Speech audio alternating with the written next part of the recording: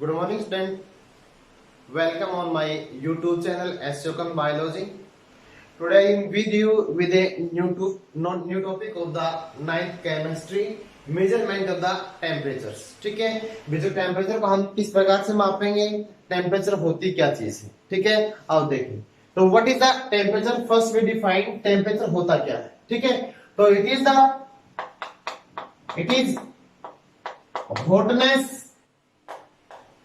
and coldness of an object is called its temperature.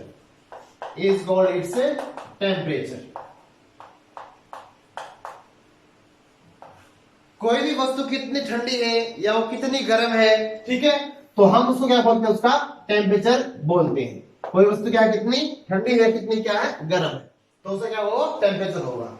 या आप इसको ऐसे डिफाइन कर सकते हो, it is the property of matter which reflect the quantity of energy of motion of the component particles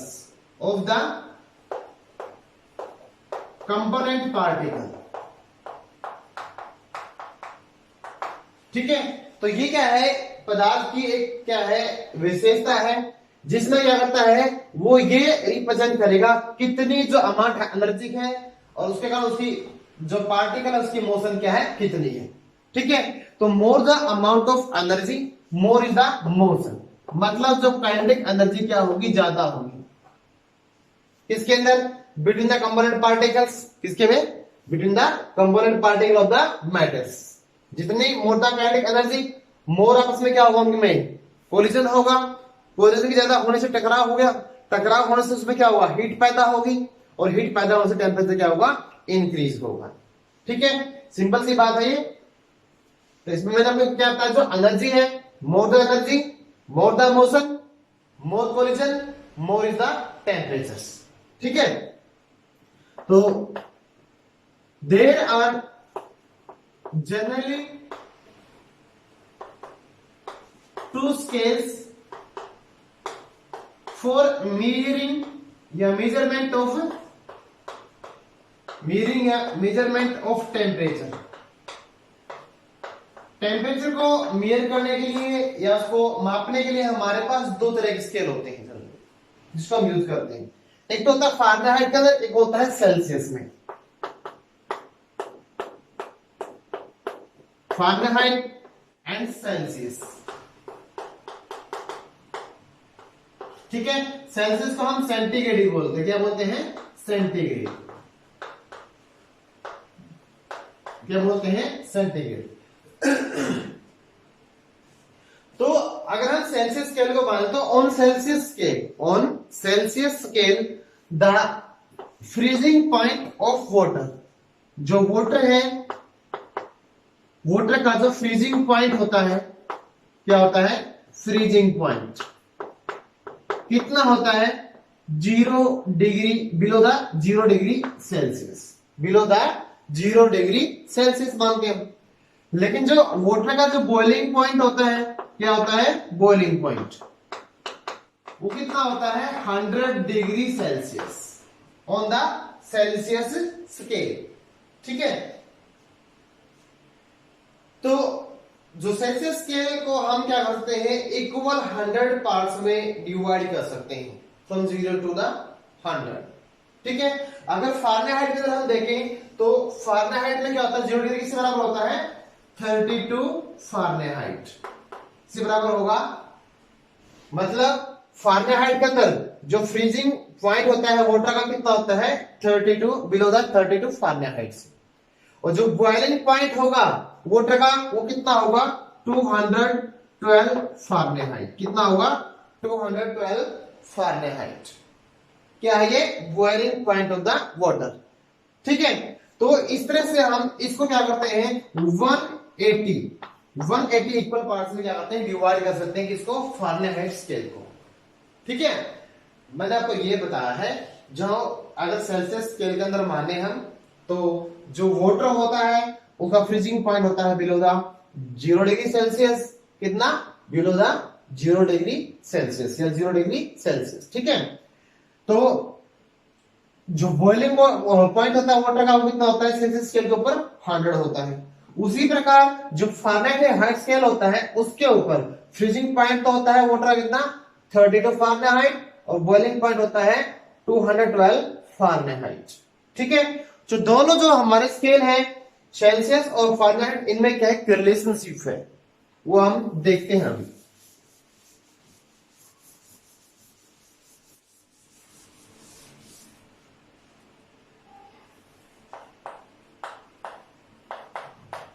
relationship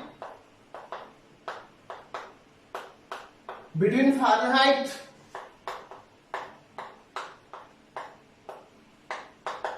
and Celsius scale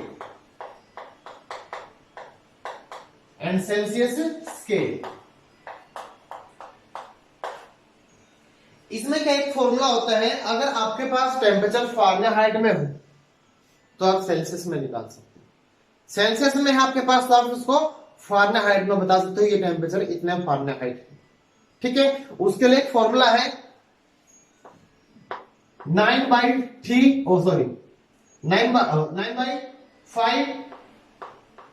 T degree Celsius plus 32 is equal to Fahrenheit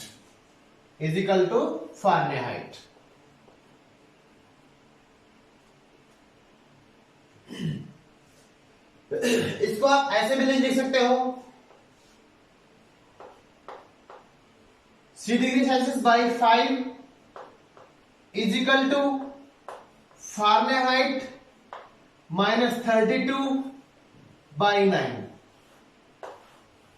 अगर आप इसको simplify करोगे तो ऐसे आ जाएगा। आप इसको ऐसे भी याद रख सकते हो और ऐसे भी।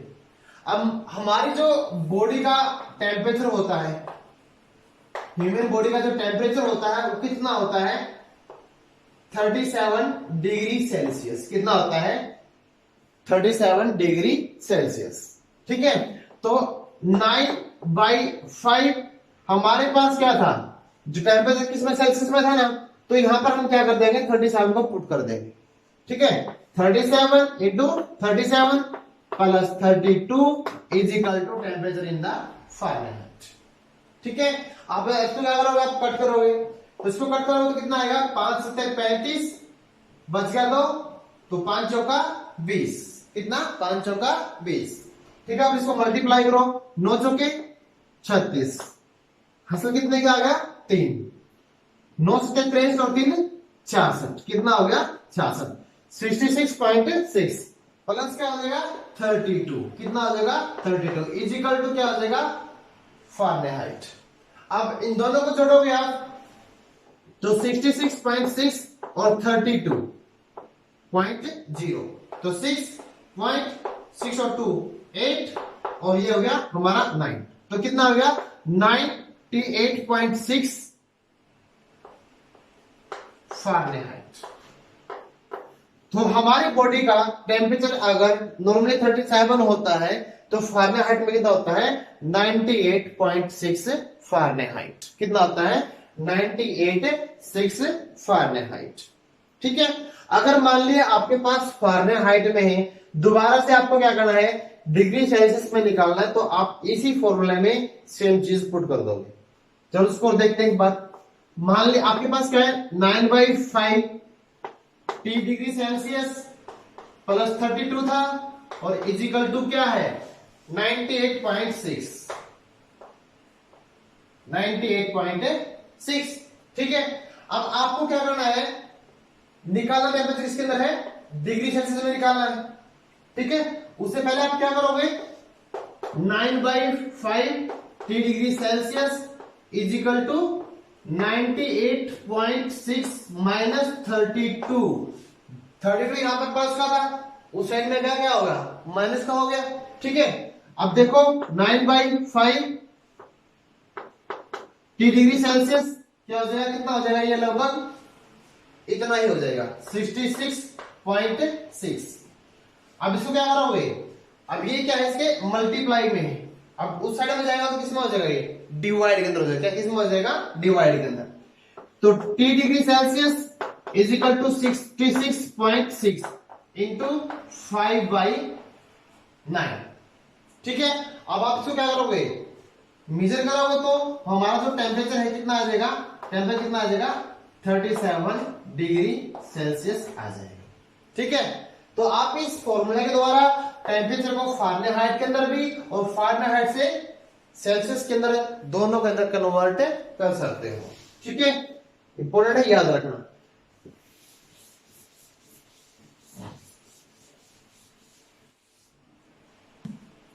तो जो टेम्परेचर होता है उसकी जो एसआई यूनिट होती है उसको हम मानते हैं केल्विन।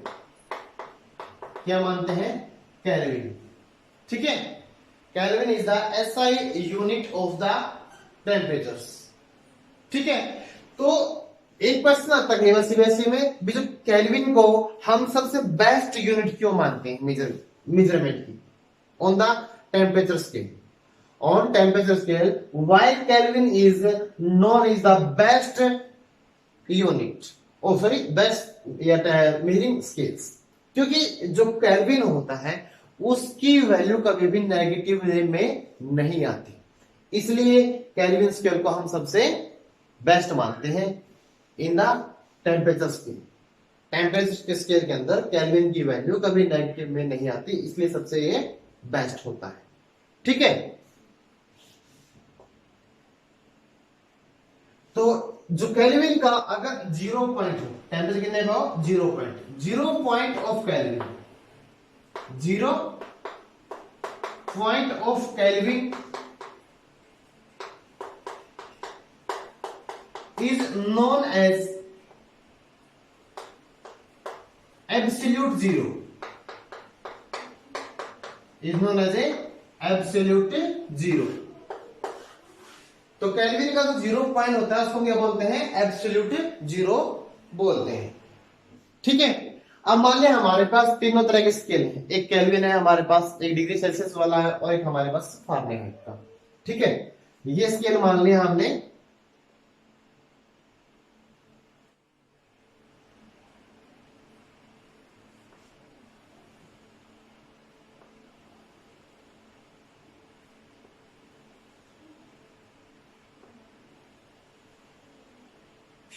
ठीक है, ये हमारा किसके अंदर है, केल्विन के अंदर, ये सेल्सियस के अंदर, और ये मान लिया हमारे पास फारेनहाइट के अंदर।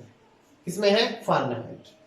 अब मान लिया यहां से क्या है, टेम्परेचर स्केल क्या स्टार्ट होता है, तो ये मान लिया आपने 0 डिग्री है, क्या है, 0 डिग्री। तो केल्विन के अंदर कितना होगा, 273 कितना होता है, 0 degree Celsius is equal to 273 Kelvin. वैसे तो प्रॉपरली अगर हम देखें तो ये होता है 273.15 केल्विन। कितना होता है, 1.15 Kelvin is equal to 0 degree Celsius. जो 0 डिग्री सेल्सियस है एक्यूरेट तो होता है 273.15, हम इसको रफली 273 मान लेते हैं। ठीक है, फारेनहाइट के अंदर होता है 32, कितना होता है, 32 फारेनहाइट। ठीक है, एक होता है हमारा रूम टेम्परेचर। अगर मान लिया रूम टेम्परेचर कितना होता है हमारा, 25 डिग्री सेल्सियस होता है, कितना होता है, 25 डिग्री सेल्सियस मानते हैं हम रूम टेम्परेचर, जो हमारा नॉर्मली टेम्परेचर होता है। अगर सेल्सियस के अंदर 25 डिग्री है तो केल्विन में कितना होगा, प्लस कर देंगे, क्या कर देंगे, क्योंकि 273 तो क्या था, 0 बराबर था ना, आपने प्लस कर दिया तो कितना हो जाएगा, 278। कितना हो जाएगा, सॉरी 2 5 3 8 298, कितना हो जाएगा, 298। ठीक है, अगर आप इसको इसमें निकालोगे तो ये होता है हमारा नियरली 77। कितना होता है, 77 फारेनहाइट।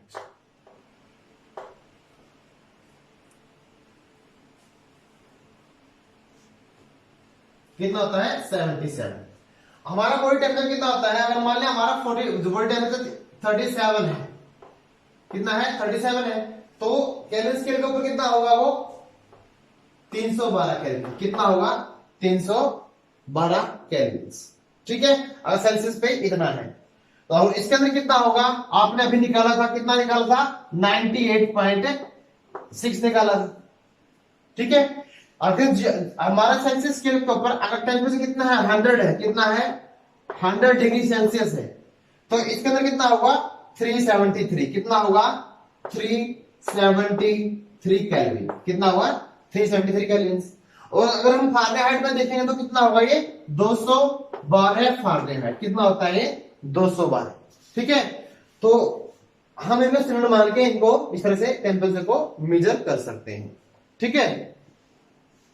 अब कई बार क्वेश्चन आता है, अब हमने देखा था हमारे पास टेम्परेचर अगर सेल्सियस में तो फारेनहाइट में निकाल सकते हैं, फारेनहाइट में तो हम सेल्सियस में निकाल सकते हैं। एक फॉर्मूला और होता है, अगर आपके पास टेम्परेचर किसमें हो, केल्विन में हो, किसमें हो केल्विन में, सेल्सियस में कैसे बदलोगे, सेल्सियस में है तो केल्विन में कैसे बदलोगे, ठीक है। तो जो केल्विन है इज इक्वल टू क्या होता है 0 डिग्री सेल्सियस प्लस 273 के बराबर होता है। ये एक क्या है सेकंड फॉर्मूला है, एक फॉर्मूला आपका ये मान लो या ये मान लो, और सेकंड ये मान लिया आपने फर्स्ट है तो सेकंड फॉर्मूला आपका क्या है ये, ठीक है। तो इसके द्वारा आप क्या कर सकते हो, टेम्परेचर को मेजर कर सकते हो या कन्वर्ट कर सकते हो। अब देखते हैं न्यूमेरिकल ऑन दिस फॉर्मूला, ठीक है।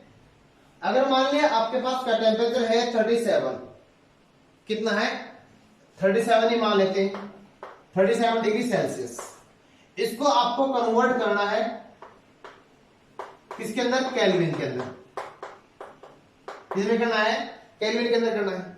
आपके पास क्या 37, आपके पास क्या केल्विन कन्वर्ट करना है, तो फॉर्मूला क्या होता है के डिग्री सेल्सियस प्लस 273, ठीक है। डिग्री सेल्सियस कितना आपके पास 37 है, कितना है 37, तो Kelvin is equal to 37 plus क्या आ जाएगा 273, तो K इज इक्वल टू 2, एक मिनट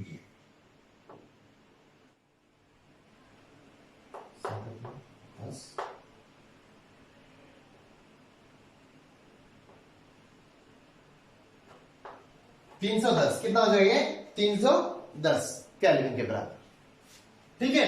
अगर मान लिया आपके पास टेम्परेचर किसमें है केल्विन में, क्या है केल्विन के अंदर है, और अगर आपको करना है वो कन्वर्ट करना है किसके अंदर सेल्सियस के अंदर। अगर इसमें एग्जांपल दिया हुआ है सबसे आगे, इसमें दिया आपके पास 400 केल्विन दिया हुआ है।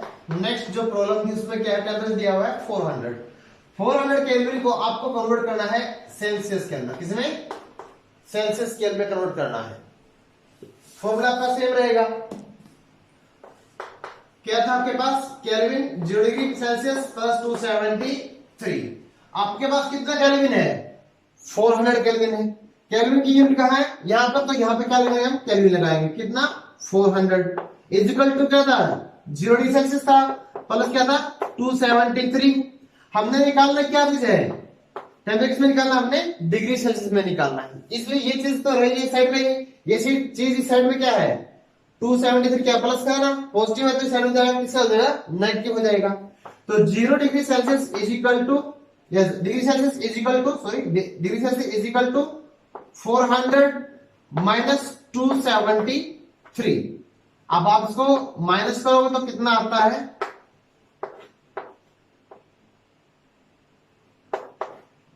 127 डिग्री सेल्सियस, कितना आ जाएगा ये 127 डिग्री सेल्सियस, ठीक है। समझ में आया ना, इजी था ना बिल्कुल, very good.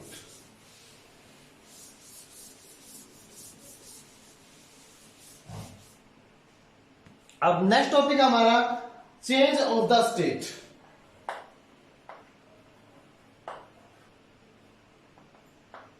Change of state, जो स्टेट है मैटर की उसको हम किस प्रकार से चेंज कर सकते हैं, मेनली 3 स्टेट होती हैं, सॉलिड, लिक्विड और गैस, जिसको हम एक फॉर्म से सेकंड फॉर्म में या एक अवस्था से दूसरी अवस्था में क्या कर सकते हैं, चेंज कर सकते हैं। ठीक है, तो सिंगल स्टेट क्या होता है, तो it is change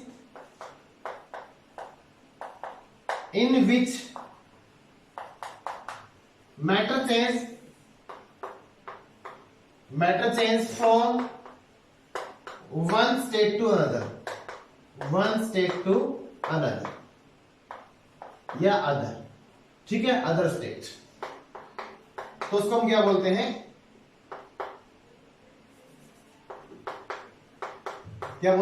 change in the state. कोई भी मैटर है उसने अपनी अवस्था को चेंज कर लिया। ठीक है, तो जब भी मैटर क्या करता है, कोई भी चेंज अपनी अवस्था को चेंज करता है, तो वो क्या होता है, फिजिकल चेंज करता है। मतलब मैटर के अंदर जब कोई भी उसकी एक स्टेट दूसरी स्टेट में चेंज होगी ना, तो वो फिजिकली क्या होगी, चेंज होगी। ठीक है, तो this is a physical change,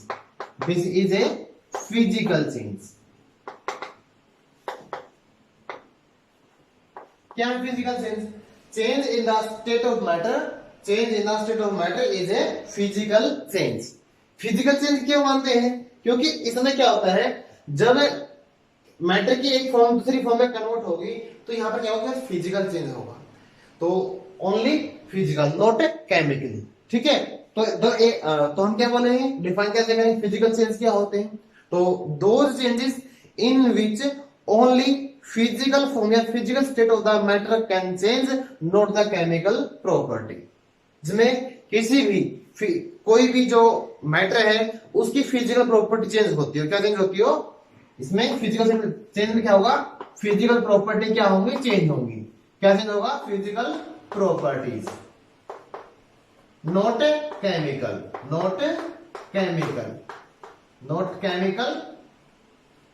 property. Chemical property रहेंगी उसकी से। अब मान लिया आपके पास जो वाटर है, ठीक है, क्या है, वाटर।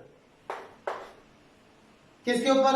अगर वाटर आपके पास स्टैंडर्ड कंडीशन के अंदर है, स्टैंडर्ड एनवायरमेंट कंडीशन के अंदर है, तो वाटर आपको मिलेगा लिक्विड फॉर्म में। तो एट द स्टैंडर्ड कंडीशंस, तो water will be in the state of the liquid state के अंदर होगा। अगर आपने टेम्परेचर को लो कर दिया, ठीक है, बिलो 0 कर दिया, 0 डिग्री सेल्सियस कर दिया, तो water change into the solid. ठीक है, अगर आपने 0 या 0 से अबव कर दिया, तो वापस क्या हो जाएगा, लिक्विड हो जाएगा। अगर आपने और भी ज्यादा कर दिया, मान लिया आपने क्या कर दिया, टेम्परेचर कर दिया 100 डिग्री सेल्सियस, तो चेंज हो जाएगा अनदर स्टेट के अंदर, जिसको बोलते हैं गैसियस स्टेट। क्या बोलते हैं?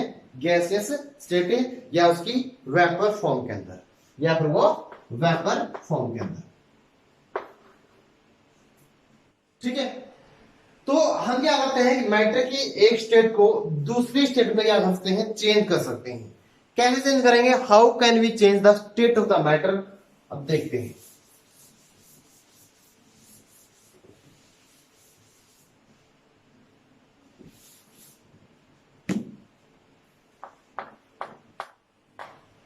How can we change the state of matter?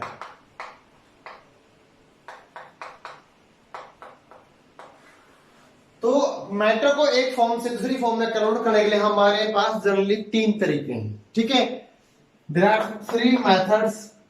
कितने मेथड हैं? There are 3 methods by which we change the state of the matters. First है by applying temperature, by applying pressure, और बाय अप्लाइंग बोथ। मतलब temperature और pressure दोनों, temperature plus pressure दोनों को apply करके भी हम मैटर स्टेट को क्या करते हैं, चेंज कर सकते हैं। ठीक है, तो सबसे पहले हम देखेंगे bye applying the temperatures. How by applying the temperature we can change the state of the matter. तो फर्स्ट क्या हमारा by applying या by applied temperatures. How can we change the state of the matter? हम matter की state को किस प्रकार से चेंज कर सकते हैं. ठीक है, तो अब मान लिया आपके पास क्या है, सिंपल वाटर है. क्या है, वाटर. तो स्टैंडर्ड फॉर्म में मैंने को बोला कि किसकी फॉर्म में होगा, ये लिक्विड फॉर्म के अंदर होगा. किस फॉर्म में होगा, लिक्विड फॉर्म के अंदर होगा. अगर आपने टेम्परेचर को क्या कर दिया, पानी को आपने क्या किया, ठंडा किया, कोल्ड कर दिया, मतलब टेम्परेचर आपने कम कर दिया, तो इससे बन जाएगा आइस. क्या बन जाएगा, बर्फ बन जाएगा. लिक्विड था आपके पास, लिक्विड का आपने क्या किया, टेम्परेचर को कम कर दिया, चेंज हो जाएगा इसमें आइस में. आइस में कब चेंज हुआ, जब आपने टेम्परेचर को क्या किया, डाउन किया. ठीक है. सेकंड आपने क्या किया, जब आपके पास आइस है, आइस को आपने क्या कर दिया, हॉट कर दिया, गर्म कर दिया, मतलब टेम्परेचर आपने इंक्रीज कर दिया. वाटर दोबारा किसमें चेंज हो गया, लिक्विड के अंदर. ठीक है. अब आपने क्या किया, जो लिक्विड है, क्या है, लिक्विड, लिक्विड को आपने क्या कर दिया, गर्म कर दिया, मतलब आपने टेम्परेचर को इंक्रीज कर दिया. क्या कर दिया, टेम्परेचर को इंक्रीज कर दिया. तो उससे क्या बनेगा, गैस. गैस के बनेंगे, बोलेंगे हम वाटर वेपर्स. क्या बनेंगे, वाटर वेपर. ठीक है. अगर वाटर वेपर को आपने दोबारा से कंडेंस कर दिया, मतलब आपने टेम्परेचर को क्या कर दिया, ठंडा कर दिया, या सॉरी टेम्परेचर कम कर दिया, तो वाटर वेपर आपस से मिलकर आप किसके फॉर्म में कन्वर्ट हो जाएंगे, लिक्विड के अंदर. तो change in the state of the matter is a reversible change. जब हम किसी मैटर की अवस्था को चेंज करते हैं तो वो क्या होता है, एक तरह से रिवर्सिबल चेंज होता है. तो जो वाटर वेपर होते हैं, वेपर क्या होते हैं, तो vapour is a gaseous state of the matter. ये क्या है, it is gaseous state of matter which can coexist as liquid or solid. As liquid or solid. तो वाटर वेपर क्या होते हैं, तो ये गैसेस स्टेट है किसकी, मैटर की, जिसमें कोई भी लिक्विड की तरह भी और एक है सॉलिड की तरह क्या कर सकता है, एग्जिस्ट कर सकता है. सॉलिड की तरह भी और लिक्विड स्टेट दोनों के अंदर, सॉलिड स्टेट में भी और लिक्विड स्टेट में भी क्या अगर वो एग्जिस्ट कर सकता है, तो वो क्या होते हैं, इसके वेपर्स होते हैं. क्या उसको होते हैं, वाटर वेपर्स. पानी की वो अवस्था, वाटर वेपर्स क्या है, गैस स्टेट है किसकी, पानी की. मैटर मतलब क्या, हमारे पास पानी है. ठीक है.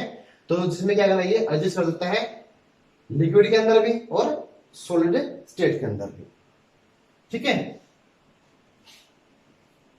तो नेक्स्ट है change of solid into liquid by meltings. हम क्या, हमारे पास क्या है, सॉलिड है, उसको हम क्या करेंगे, चेंज करेंगे इसके अंदर, लिक्विड के अंदर.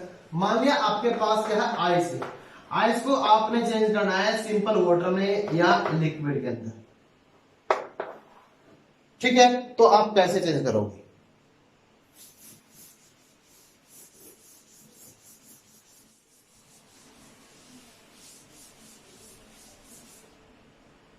आपके पास क्या था, आइस था, आइस से बनाना आपने सिंपल वाटर या लिक्विड.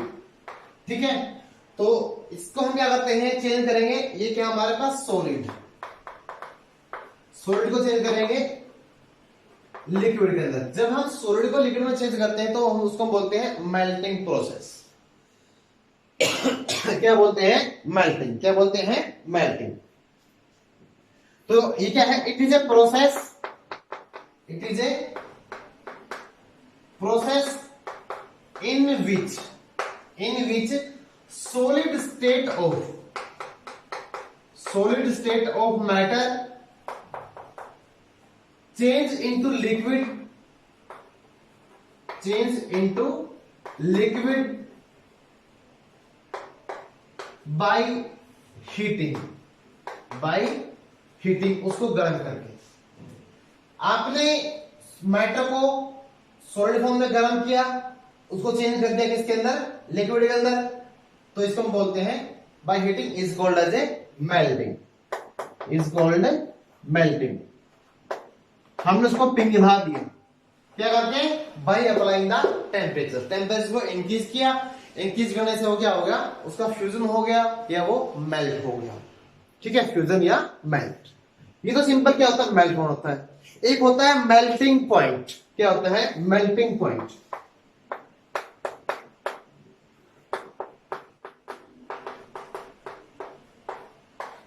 तो मेल्टिंग पॉइंट क्या होता है, the temperature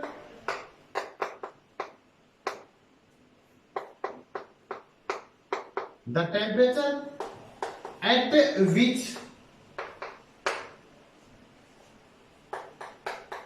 a solid change into liquid under atmospheric pressures,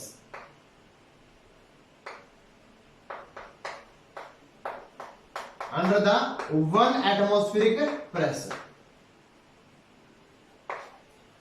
the temperature वह तापमान जिसके ऊपर कोई भी सॉलिड क्या होगा, चेंज हो जाएगा लिक्विड के अंदर, into the liquid under the 1 atmospheric pressure. ठीक है, तो वो सब्सटेंस का क्या होगा, मेल्टिंग पॉइंट होगा। क्या होगा, मेल्टिंग पॉइंट। अब जैसे वो जो आइस होता है, आइस का मेल्टिंग पॉइंट क्या होता है, 0 डिग्री सेल्सियस। मतलब 0 डिग्री सेल्सियस के ऊपर बर्फ क्या करती है, पिघलना शुरू कर देगी। ठीक है, वो चेंज होगी किसके अंदर, लिक्विड के अंदर। जिसमें चेंज होगी, लिक्विड में या वाटर में क्या हो जाएगी, चेंज हो जाएगी। क्योंकि ये जो टेम्परेचर क्या है, इस टेम्परेचर के ऊपर और अंडर द 1 एटमॉस्फेरिक प्रेशर के ऊपर a ice can change into the liquids.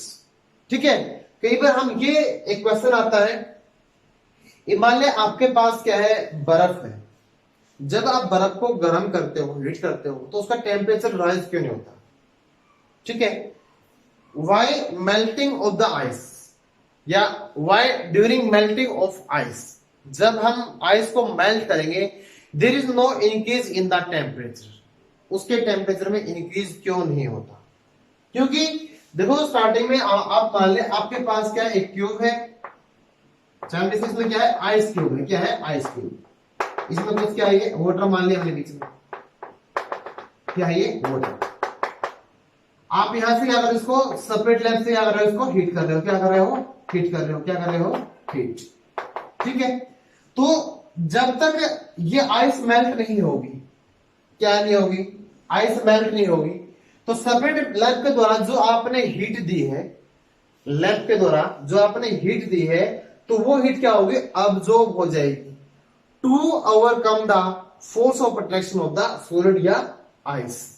Ice के पार्टिकल के बीच में, आइस क्या सॉलिड फॉर्म होती है ना, आइस क्या होती है, सॉलिड फॉर्म होती है। ठीक है, सॉलिड स्टेट के अंदर होता है यहाँ पर वाटर। तो वाटर जो सॉलिड के अंदर क्या होता है, जो force of attraction between the particle क्या होगा, ज्यादा होगा। उस फोर्स ऑफ अट्रैक्शन पार्टिकल को जब तक कम नहीं होगा, जब तक वो force of attraction between the particle क्या कम नहीं होगा, तब तक वह टेम्परेचर क्या होगा, चेंज नहीं होगा।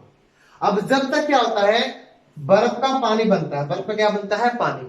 तो जो एनर्जी हम क्या करते हैं, इसको प्रोवाइड करवाते हैं, तो वो एनर्जी क्या होती है, यूज होती है to overcome the force of attraction, force of attraction को कम करने के लिए।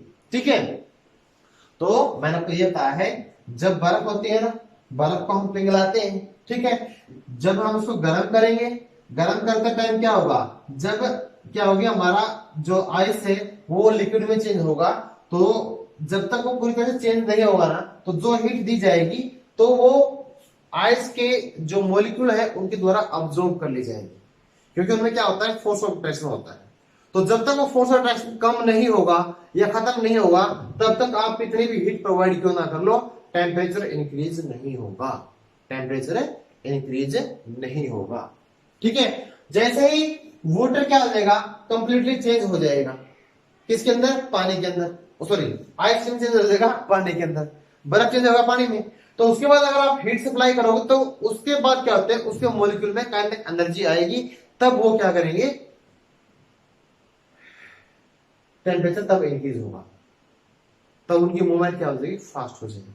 Otherwise temperature will be remain same, क्योंकि जो आप हीट सप्लाई कर रहे हो वो उसके अंदर काइनेटिक एनर्जी लाने में एबल नहीं है, उसकी मूवमेंट करवाने में एबल नहीं होती, क्योंकि जो हीट सप्लाई करते हैं वो जो आइस के मॉलिक्यूल है उनके द्वारा वो ट्रैक कर ली जाती है, एब्जॉर्ब कर ली जाती है। ठीक है, तो आज के लिए हमारा जो टॉपिक था यही था। तो नेक्स्ट लेक्चर में मिलते हैं with new topics. Okay, thank you.